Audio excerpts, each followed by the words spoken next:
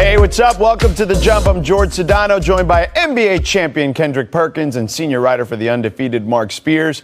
Let's start with the Warriors and Steve Kerr talking about Klay Thompson's return to practice. Let's take a listen. Klay looked great. I mean, shooting the lights out. And his team won the daily shooting competition, and he was smiling, laughing, and joking around. It was really fun to see the old Klay back. So, Perk, what are realistic expectations for Klay this coming season? Well, I mean, look, George, the one thing that we shouldn't doubt, right, is doctors and technology. And we witnessed Kevin Durant and John Wall last year come back off of torn Achilles, the same injury as Klay Thompson. And one thing Klay Thompson didn't injure is his shooting hand, okay? He's still going everything else is going to fall in place. And when he gets back on the court, with that culture of the culture of the Golden State Warriors, he's going to be out there. He's going to be at least 80%. 80% Klay Thompson is still averaging 18 to 20 points in the league. So I expect Klay to come back as the normal Klay Thompson. Yeah, I think, Perk, and I'm going to bring you to one of your old teammates, Russell Westbrook. I don't think anybody comes back better from injuries than him. When he comes back, he's at 110%, like he never had an injury in the first place. And I expect Klay to be the same way. But what's new here is he's not coming back from just one injury. He's coming back from two. Remember, he had the knee injury, a major knee injury, and he hasn't played this decade. His body has had a lot of time to rest. Mentally, I think he'll be fine. But we're in a new category. This isn't Kobe, this isn't Durant, this isn't John Wall. This is two injuries. So obviously we expect him to be at a minutes restriction. And Klay said he thinks probably sometime in late November, December. But because of the two injuries, I think mentally he's fine, but I'm curious to see defensively, not how he is on offense, but more so on defense. He's going to take time. There's no question. And they should take their time with him. There should be no rush here. Give him that minutes restriction, as you pointed out, Mark. But I do think eventually, if they build him up the right way, which, look, we know the Warriors are going to do the right thing here. I think Perk may be right. I think by the end of the season, which is when it matters, by the end of that regular season, as we're getting close to playoff time, if you can get a Klay Thompson that looks like Klay Thompson has in previous years, the Warriors are a dangerous team. Look, Mark. Perk, thank you guys. We're going to be back in just a moment with you guys, all right? So hang out. Don't go anywhere. I want to welcome in our insider, Tim Bontemps, by the way, who released a story on the enhanced protocols for unvaccinated players. And the Warriors obviously are in that category at the moment as well. So, Tim, what are some of the differences in the protocols between players who are vaccinated and players who aren't? Well, George, for players who are vaccinated, they're going to be able to do basically normal things, right? They're going to have very few times they have to get tested. They're going to have very few restrictions on what they're able to do. But for unvaccinated players, they're going to have their lives be basically like they were at the start of last season. And you can see here on the screen some of the things that they're going to have to do. But really what the NBA is doing here is making life incredibly difficult on the players who are not fully vaccinated. They're going to have to go back to being away from their teammates, have to be restricted in what they do, both at home and on the road. They're not going to be able to leave their hotel room. They're not supposed to leave their house unless they are going to, get groceries or take their kids to school. I mean, basically, the league is saying if you're fully vaccinated, you're going to be able to have a somewhat normal life, like most of society has gotten back to. But if you're unvaccinated, you're going to have to be really restricted in what you do. And one other important thing is, last year, we saw a lot of guys be caught up in close contacts, right? We all remember when Kevin Durant got pulled out of the game against the Toronto Raptors on ESPN when there was some questions about his close contact with somebody in his circle. Well, this year, fully vaccinated people are going to be able to stay out of quarantine as long as they keep testing negative. But if you're unvaccinated and you're a close contact, you have to sit out for a week and miss at least 3 games. So this is something that not only is going to be restrictive on guys in terms of their movements, but it could cause guys to have to miss games as well. Interesting. What else is there left to be resolved for unvaccinated players at the moment? Well, one of the things that was left to be unresolved, George, was what got released earlier today by the NBA, which was the announcement that in New York City and San Francisco, the two cities where they passed executive orders about, people having to be vaccinated to be able to go into arenas like Barclays Center and Chase Center, The NBA has said that anyone who misses games because of those vaccine mandates will not be paid for those games. And obviously, we have two high-profile situations with that involving Andrew Wiggins with the Golden State Warriors and Kyrie Irving with the Brooklyn Nets. Now, the situation in Golden State is a little different because the San Francisco law doesn't go into effect until next month, right before the start of the season, which is why Andrew Wiggins was at Media Day and he's been able to practice with his team right now. Kyrie Irving, on the other hand, was not at Media Day on Monday in Brooklyn because he wasn't allowed to be at Barclays Center, right? So he went out with the team to San Diego where they're practicing this week. But next week, the Nets come back home. They have preseason games there. And if Kyrie does not have a shot by then, he's not going to be able to participate either in practice or games. So we're already starting to see this stuff ramp up. And it's going to potentially cost these guys a significant amount of money. And it only raises the temperature on what is already a pretty complicated situation for the league, having pretty significant high-profile players be caught up in this situation. Certainly something we'll keep a close eye on. Thanks, Tim. Appreciate you joining us, brother. Of course, George. You got it. Let's pivot to Russell Westbrook, who apparently wanted to play for the Lakers and only the Lakers when he was traded from the nation's capital. Wizards general manager Tommy Shepard shed some light on this earlier this week. Here's what he told NBC Sports. Quote, Russell actually never asked to move on. He just said, if I can get to the Lakers, that'd be something I'd love to do. If not, I'll be back here. I said, well, what about the Clippers? He said, hell no. So Russell was happy being here, and we were very grateful for him being here. So, Perk, what's your reaction to hearing that Russ didn't want to play for the Clippers with an emphatic hell no? Well, I mean, I wonder at that time he was asked the question, was Patrick Beverley still on the team? Because I guarantee you that played a huge role in it. But, you know, when you think about Russ, right, a guy that's born and raised from Los Angeles, California, if you know his background, you know his history, you know where he come from, for as we call him OG Westbrook, his dad, my guy, Mama Westbrook, my girl, they was raised up as Laker fans. So Russell Westbrook was always a Lakers fan. You know, growing up in the city, he always watched Kobe and Shaq. You know, he was a little bit too young to really see Magic do his thing, like talking about it, but the Laker Nation ran through his bloodstreams. And as a guy, as a former player, you always want to go back home and play for a team that you rooted for. I was a guy that was a huge Hakeem Olajuwon fan, big Rockets fan when it was Clutch City. So I expected that out of Russell Westbrook. No, he didn't want to go to the crosstown rivals of the Clippers when he always grew up praising and being a fan of the Los Angeles Lakers. You know, piggyback on what Perk said, you know, Russ grew up down the street from the old Forum where Kobe started his career, where Shaq first went to the Lakers. And in that era, man, that's the ship be sinking Clippers, Donald Sterling's Clippers, Danny Manning's Clippers, a Clipper franchise that was viewed as the worst in sports. They were laughable not only in LA, but worldwide. So once you become part of that Lakers cult, the last thing you want to do is support anything Clippers. This is the Kadeem Hardison Clippers. They were at the, remember Perk, the sports arena where they had like rats running everywhere. They were just an embarrassment to the league. So to him, that's probably what the Clippers are probably always going to be to him. Though that you know, LA sports arena Clippers. And so I'm not surprised he probably still sees them the way that he saw them as a kid. Well, and Perk made a great point about Kobe Bryant earlier. I remember unfortunately the first game back after Kobe's passing here in LA. Portland was playing the Lakers. I was in Houston, and I got a chance to talk to Russ after the game. He was the player of the game when Houston won, and I asked him, and you know, he just glowed about his relationship with Kobe and what it meant to him, and you know, growing up in that city, watching him, to Perk's point earlier. And he talked about this when he first signed with the Lakers in his press conference, Mark, to your point, where he remembers being 9 years old and, you know, skipping school to go watch parades with Shaq and Kobe and Phil and that particular group. So I could totally understand why it was Lakers or bust for him. So coming up next, speaking of the Lakers, their rival, the Spurs, have an interesting news story today. Manu Ginobili is returning to the Spurs in an advisory role. So we had to count down his top 5 plays. But first, he's asked how he got Manu to join the Spurs staff as a special advisor. Check it out. You know, I've never been one to give up a whole lot of personal information and locker room stuff, but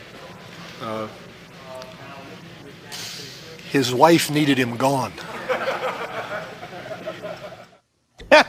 Hey, man, I get it. Why do you think I'm here? In honor of Manu rejoining the Spurs, time to run it back to his top plays of his career. Number 5, over the head. A dive to Danny Green in 2014. Swish. Count all 3 of those. Passer, man. We forget how good of a passer Ginobili was. He was so underrated at playmaking. On to number 4. And here are the acrobatics. A little circus layup here against Sacramento. Oh, come on, and the and one.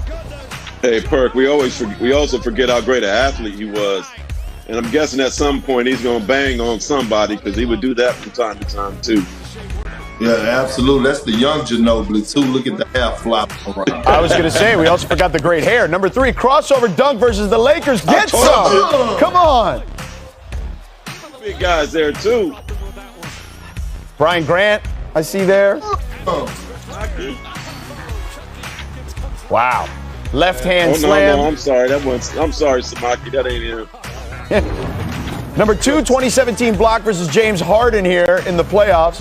Hello. Block, man. Finish the game. Player. Unselfish. Did whatever was best for the team. He was the 6th man. The preeminent 6th man.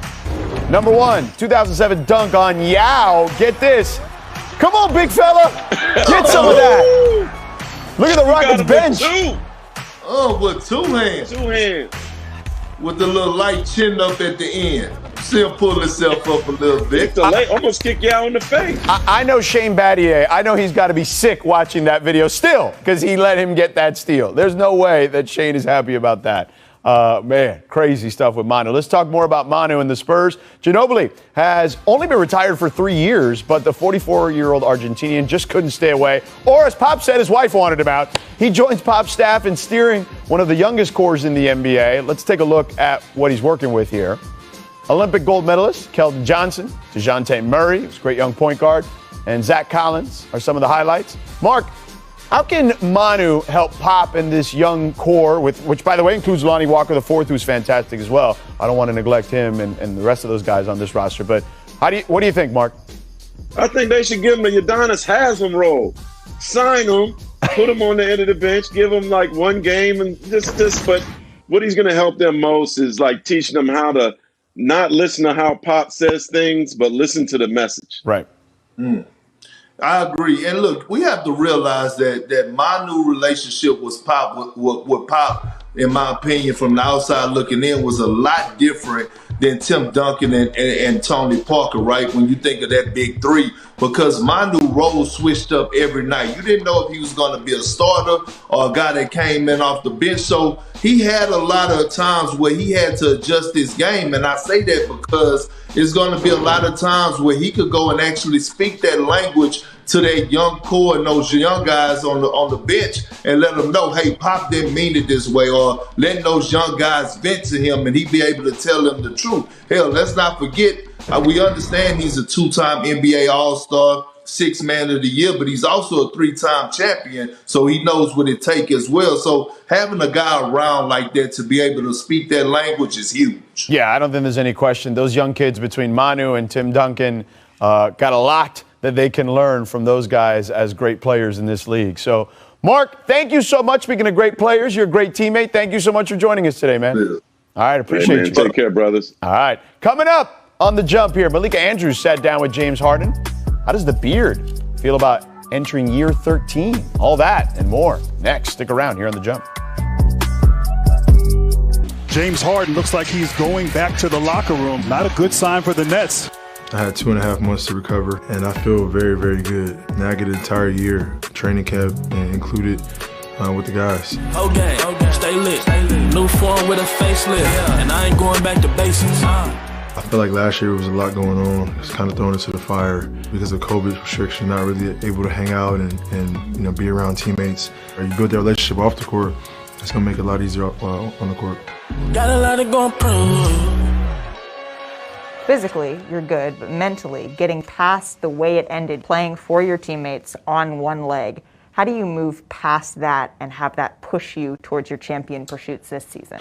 just trying to get my mind and my body right. That's all I was focused on this summer, and come back even better, bigger, and stronger, and quicker. I feel better than I probably ever felt before. You feel better than you've ever felt before? Yeah, just more confident, knowing that we have a legit chance to be the last team standing. You had to have that confidence. I'm not really sure what the point is if you're going to quibble about this stuff. These are 3 stars. You pay them, you move on, you make it work. You seem focused, and I know you mentioned to the general media that you need to just be in the right mindset to sign a contract extension. What is that right mindset? I think the course of my career, I've never been a free agent before, so I've always just been loyal and just signing contract extension and just being there. I just want to take my time with it. It's gonna be very, very difficult to leave here, or even to leave Kevin Durant and Kyrie Irving. But I think this season I just want to focus on winning a championship, and everything else will work itself out. Winning a championship, everything tends to work itself out. Facts. The chemistry, as soon as we can build that, as soon as we can be on the court together, it's going to be scary hours. So if last year was scary hours, what's this year? It's the same mindset. You just get a whole year of it. Kevin was out. I was out. Kyrie was out.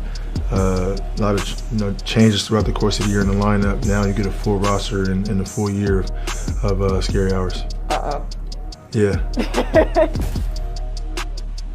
And Malika will be hosting the new daily basketball show here on ESPN NBA Today, starting Monday, October 18th on ESPN2. You can check it out weekdays at 3 Eastern, noon Pacific, right here from our LA studios.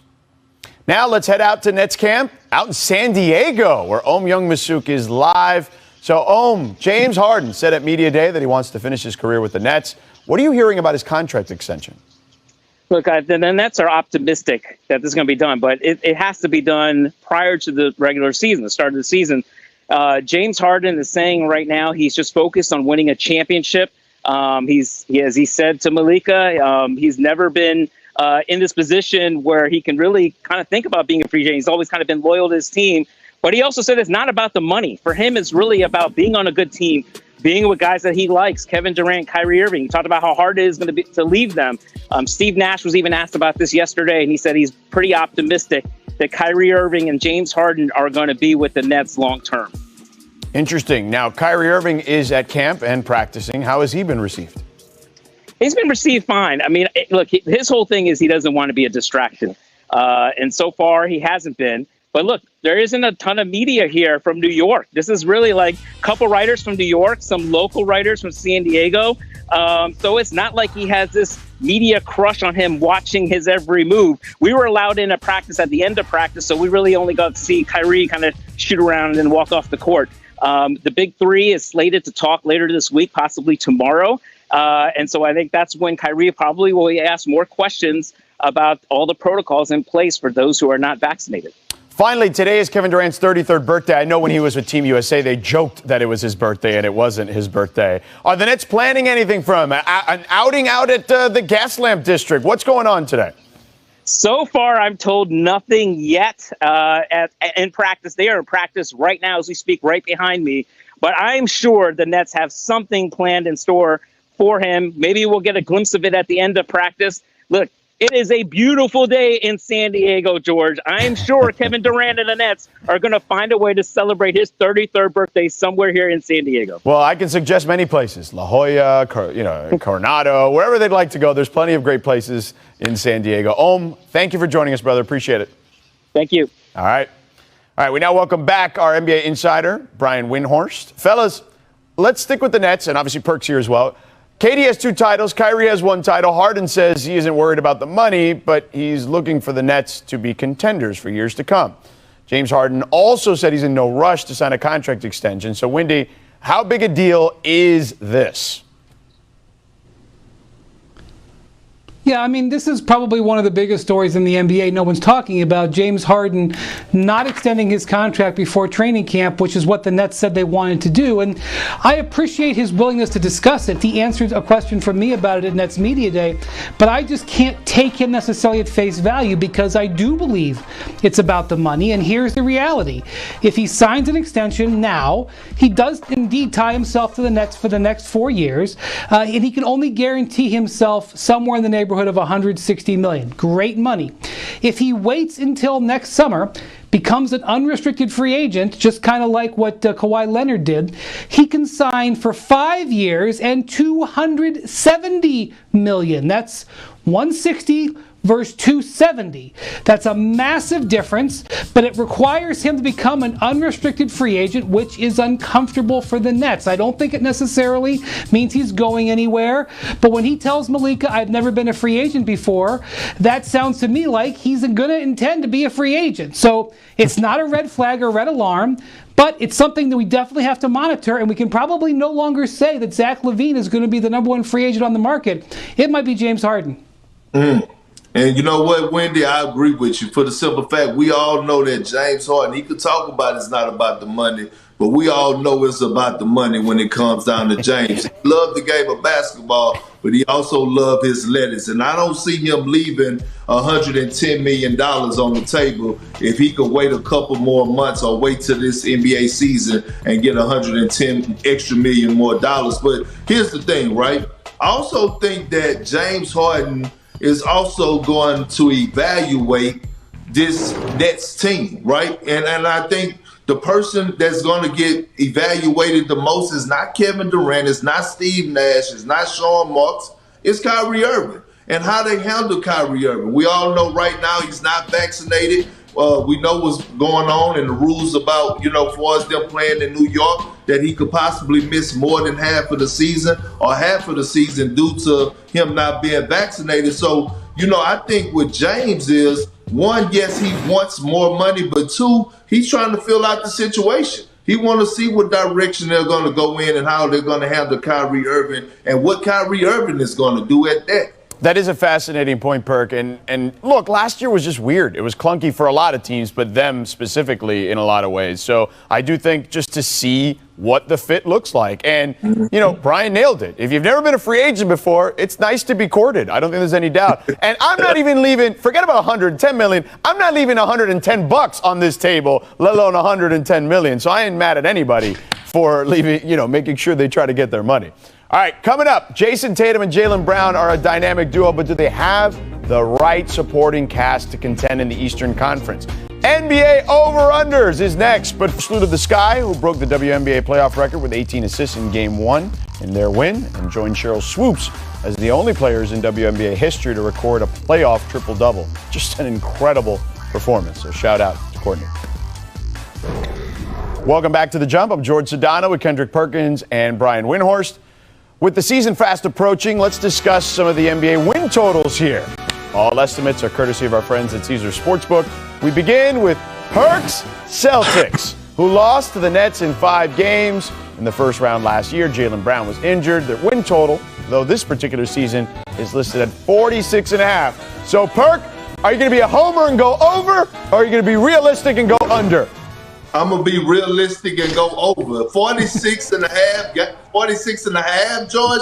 That's disrespectful. Look, we're talking about Jason Tatum, right? One of the most prolific scorers in the game today. Jaylen Brown, we saw what he did last year. He's only going to get better. And quietly has kept the Celtics flew under the radar this offseason. Getting Dennis Schroeder on the mid-level, acquiring Al Horford, re-signing Marcus Smart, getting in this counter along with getting Josh Richardson. I think, they have a great team. They've signed Robert Williams back. I think guys are going to know their roles. I love the coaching hire by them. Brad Stevens moving to the front office. The Celtics are going to win 50 games. Yeah, I wonder what the front office actually thinks their over-under is. I don't know if we could get an honest answer from Brad Stevens, because the moves that they made this offseason, they were cutting salary. They used a first-round pick to move off of Kemba Walker. I realize they got Al Horford in that deal. They let Evan Fournier go and replaced him with Josh Richardson, who is, frankly, just, he gets paid less money. They were not making moves like they thought they had a championship contending team. Now, Perk is right. They have two guys who are all-star level players, and if they're healthy all year and a very motivated Dennis Schroeder, yeah, I could see them getting to 47 wins, but I don't consider them in the Eastern Conference one of the top 3 or 4 teams. They could prove me wrong on that. I would probably stay away from this wager, but if you press me on it, George, I guess I would go under, but I don't feel strongly about it. I don't feel strongly about it either way either. I mean, Josh Richardson is a good complementary player. He can do some things on offense. He's certainly a very good defender. I like bringing back Al Horford because I just think from a leadership perspective, I think that plays well. And he played pretty well in his time in Oklahoma City, I thought, last season in a very, tenuous situation with a bunch of young players on that particular team. But I'm with you, B. If I'm going to go anywhere, I'm going to go slightly under. The Eastern Conference is for real, Perk. They're going to have a real game every single night. This is no longer the Eastern Conference.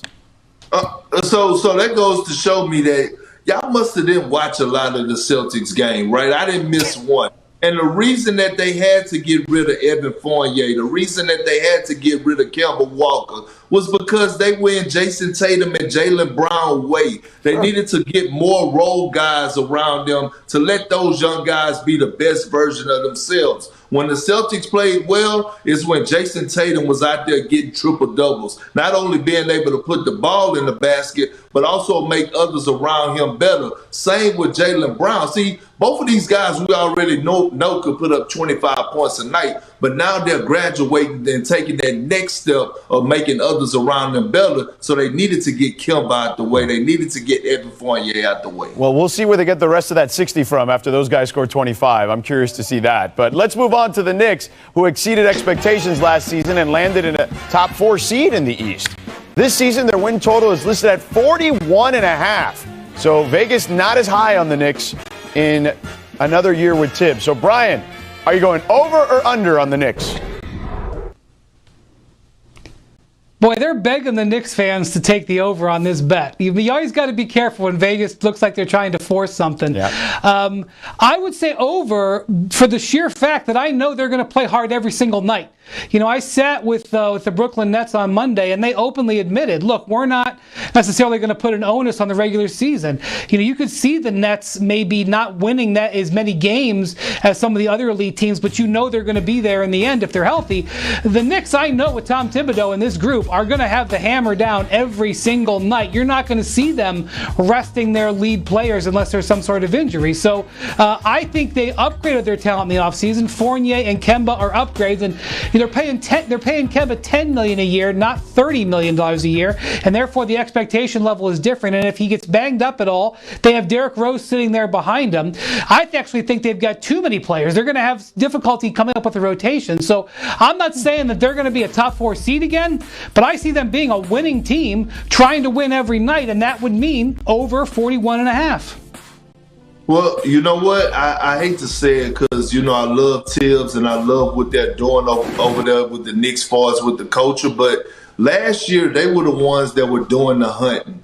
This year, they're going to be hunting. And I'm not saying that because they won a championship or whatever the case may be, but they made a lot of noise and they put the league on notice. So now guys are actually going to be getting their rest and strapping their boots up because they know that they have to go to war and know that they have to compete with this team, which is going to make it a different story. We have to remember the Hawks are coming back. We have to remember the Chicago Bulls got better. We have to remember that even you're looking at a team like, the Celtics, the Philadelphia 76ers, it's so many teams in the Eastern Conference, the Miami Heat, that I'm looking at the New York Knicks, and I don't know if they necessarily have the star power as the other teams do.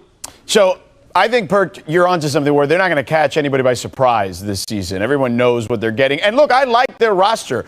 I think McBride and Grimes, I saw them at Summer League. I thought they're going to be really good young players. I actually think the Knicks are like a year or two away from being back into that position they were this past season. I think they take a step back. And look, I'm not getting fooled by Vegas. I've learned this about gambling. If it looks too good to be true, it is. Brian kind of mentioned that earlier, and that's where I'm going. I'm going under on the Knicks at 41.5 because Vegas, you ain't fooling me. It ain't happening. All right, lastly, we have the Hawks. Fresh off a surprise trip to the Eastern Conference Finals. Their win total is listed at 47.5, pardon me. So, Perk, over or under on the Hawks?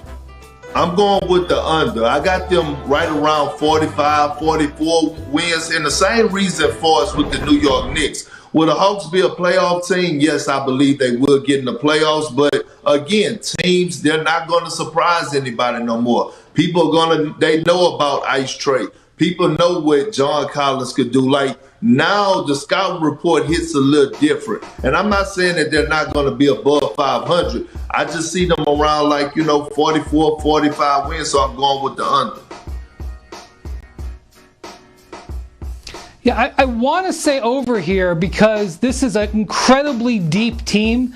They really go 10, 11 deep with high-quality players. They have stars. They're going to have Nate McMillan from day one. They're not going to have that midseason disruption. They also were bothered by injuries last year, including to Bogdan Bogdanovic. And so I want to say over. Part of me, I get a little skittish about it because the Eastern Conference is so deep. You could be a high-level Eastern Conference team and only win 47 games. You could be a 3 seed in the East and only win 47, or maybe a 4 seed 47 games.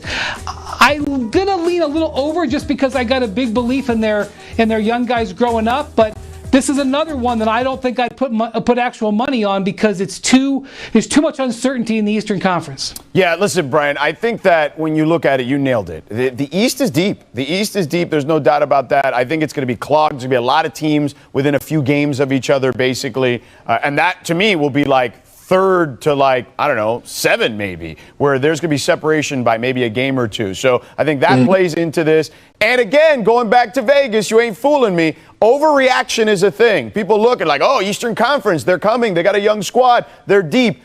Vegas knows. There's a reason they build those big buildings, and it ain't because people are hitting those bets. All right? So coming up next, Devin Booker. That's over. Over-under is over. All right? Devin Booker is not over, but he's not with the Suns.